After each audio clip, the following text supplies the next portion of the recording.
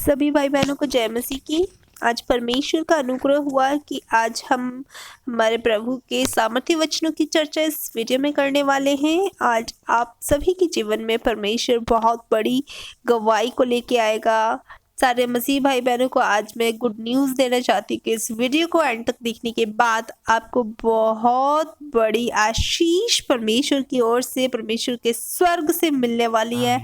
और साथ ही में आप सबको बहुत बड़ी खुशखबरी देना चाहते हैं कि क्रिसमस के दिन शुरू हो चुके हैं। इन दिनों में परमेश्वर अपने बड़े बड़े काम किया करते थे। देखिए, परमेश्वर ने जब हम नया नियम पढ़ते हैं तो उसमें परमेश्वर ने एक उदाहरण दे रखा है ना, कि जब पानी को दाखरस में बदल दिया था परमेश्वर ने, तो तब वहाँ बैठे जब विवाह में लोग सम्मिलित हुए थे, उन्होंने क्या कहा था कि लोग तो अंत में बुरा देते हैं पर तूने अंत में अच्छा रख छोड़ा है। इसका मतलब क्या, हमारा परमेश्वर अंत तक अपनी कृपा बनाए रखता है। इवन अंत में सबसे बड़ी आशीष हमारे जीवन में उतरेगी। परमेश्वर की सबसे बड़ी गवाही, परमेश्वर की सबसे बड़ी महिमा हमारे जीवन में होगी।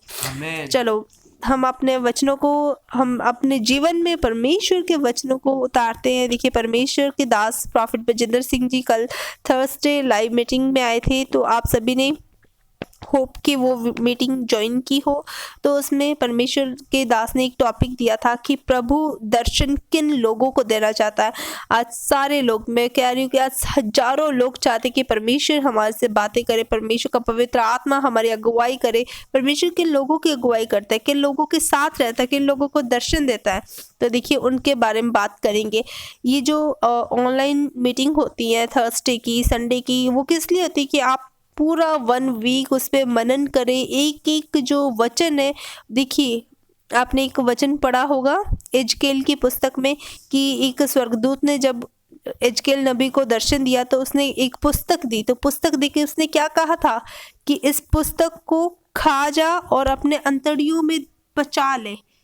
जब उसने उस पुस्तक को खाई, उसने पचाया, तब उसने क्या कहा कि इसका तो स्वाद है वो बिल्कुल मीठे शहद का सा है।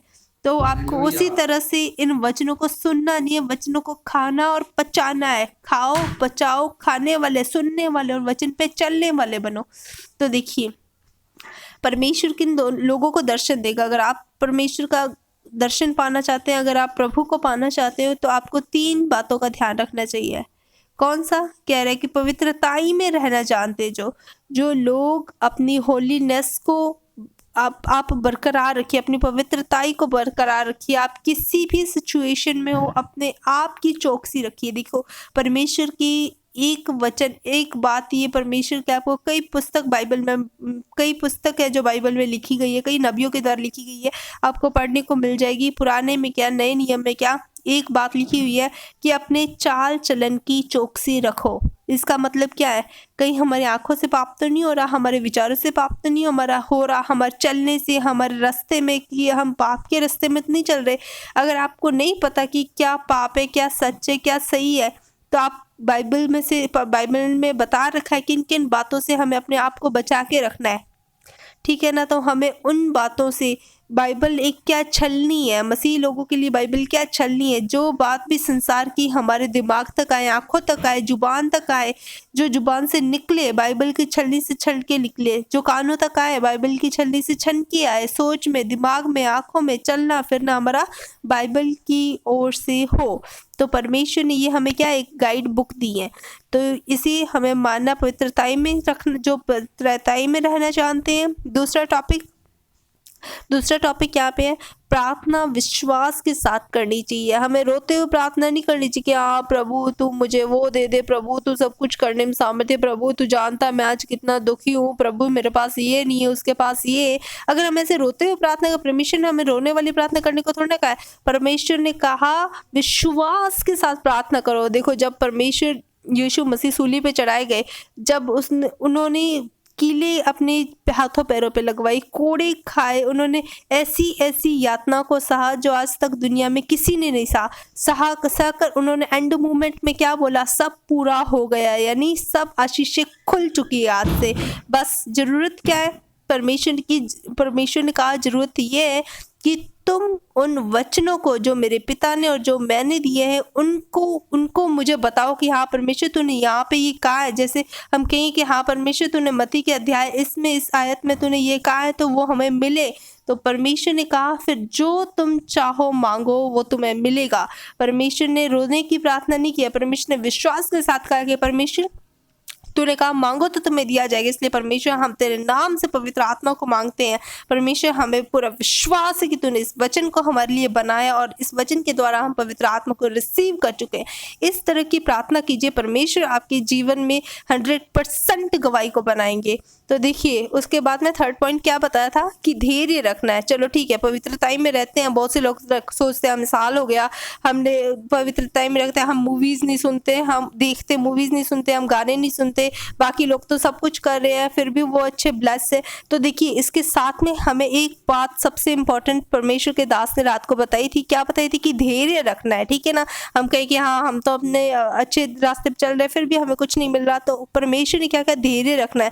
जिसको अंत में मिलेगा उससे सबसे बेस्ट मिलेगा। जैसे मैं शुरू से आपको बताया है मैंने कि दाखरस परमेश्वर ने जो अंत में दिया वो सबसे बेस्ट दिया।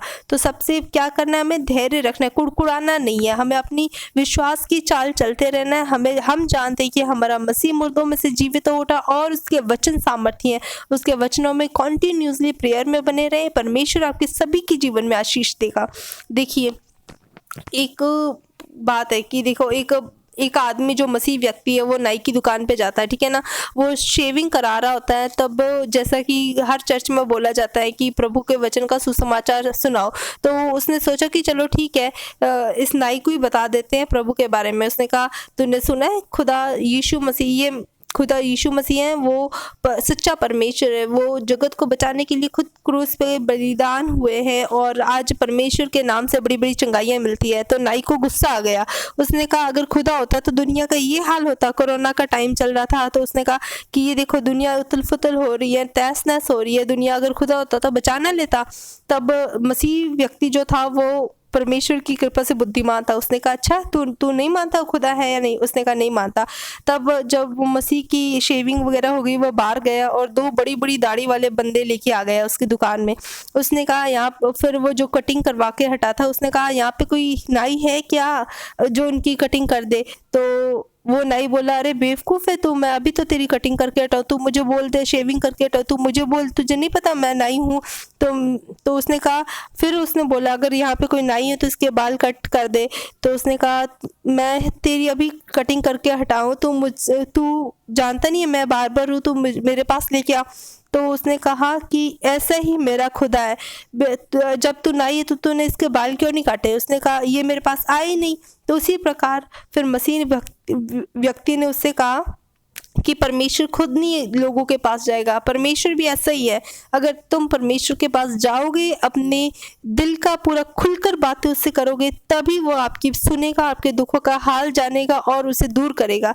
तो नाई को समझ में आया कि हाँ यूँ तो बहुत सारे लोग हैं जो अनशेव है, जिनकी कटिंग नहीं की है, वो हर एक को थोड़ी ना कटिंग करता फिरेगा। जब हम शॉप पे जाते हैं, जब हम उससे कहते हैं हमें क्या चाहिए, किस चीज़ की डिमांड करते हैं, तभी हमारे अकॉर्डिंग मिलता है ना, हमें उसके लिए पे भी करना पड़ता है। हम देते हैं ना कुछ भी, हाँ इतने रुपए हो गए इतने रुपए, तो हमें उतना टाइम प्रेयर को भी पे करना पड़ेगा परमेश्वर को, तभी हमें वो चीज़ हासिल होने पाएगी। सो होप कि ये कुछ आप लोगों के साथ वचनों के द्वारा चर्चा की आप लोगों को समझ में आए होंगे। एक यहाँ पे मैं गलातियों 5:22 आप लोगों के साथ वचन जरूर शेयर करना चाहूँगी कि यहाँ पे परमेश्वर ने क्या कहा। आत्मा का फल, देखिए पवित्र आत्मा जिसके अंदर होता है, बहुत से लोग जानना चाहते हैं कि कैसे पता चले कि हमारे अंदर पवित्र आत्मा है। जब पवित्र आत्मा होता है तब हमारा देखिए मन प्रेयर में लगता है, बाइबल में लगता है, तब हम यूँ नहीं कि लड़ते फिरते टीवी देखते हैं या कुछ और करते हैं, ठीक है ना। जब हम पवित्र आत्मा होता है तो इसका मतलब क्या है, जब हम दुनिया काम करने में कमज़ोर हो जाते हैं पर पवित्रता में हम ताकतवर हो जाते हैं। यूँ नहीं है कि हाँ कोई लड़ाई करता फिर और बोले कि हाँ मुझ में जोर है, मेरे में आत्मा है, वो आत्मा नहीं, पवित्र आत्मा। पवित्र आत्मा के फल देखिए, अगर आप जानना चाहते कि आत्मा पवित्र आत्मा है या नहीं तो परमेश्वर ने बता रखा है। किससे पता चलेगा? पवित्र आत्मा का फल प्रेम, आनंद, शांति, धीरज, कृपा, भलाई, विश्वास, नम्रता और संयम है। ये 9 फल हैं आत्मा के। तो यहाँ पे देखो क्या लिखा, ऐसे कामों के विरोध में कोई व्यवस्था नहीं। अगर हम प्रेम, आनंद, इन सब बातों के विरोध में चलेंगे तो फिर परमेश्वर ने कहा इसके विरोध में कोई व्यवस्था नहीं। ये 9 बातों का होना हर मसीह में आवश्यक है, जिससे परमेश्वर का अनुग्रह हम पे और जल्दी हो। तो देखिए एक और वचन है यशायाह 55:6।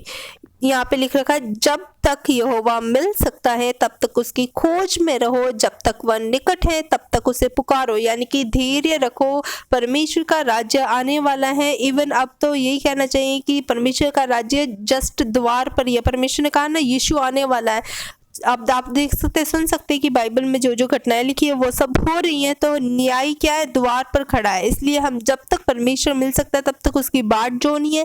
हमें हमारे परमेश्वर को दंडवत करना, उसका अनुग्रह मांगना है। परमेश्वर आप सभी के जीवन में हजारों गुना आशीष को बढ़ाए। परमेश्वर यीशु के नाम में इस प्रार्थना को मांगते हैं। परमेश्वर आप सभी के जीवन में लाखों लाख खुशियां लाए, परमेश्वर बरकतें लाए और इन सब में बड़ी गवाही बनने पाए।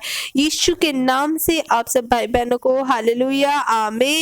जय मसीह की। होप कि आप सभी को आत्मिक शांति मिली होगी इन वचनों के द्वारा। परमेश्वर आप सबको ब्लेस करे। मिलते हैं एक नए वीडियो में जिसमें हम परमेश्वर के अद्भुत वचनों के बारे में चर्चा करेंगे। धन्यवाद। जय मसीह की।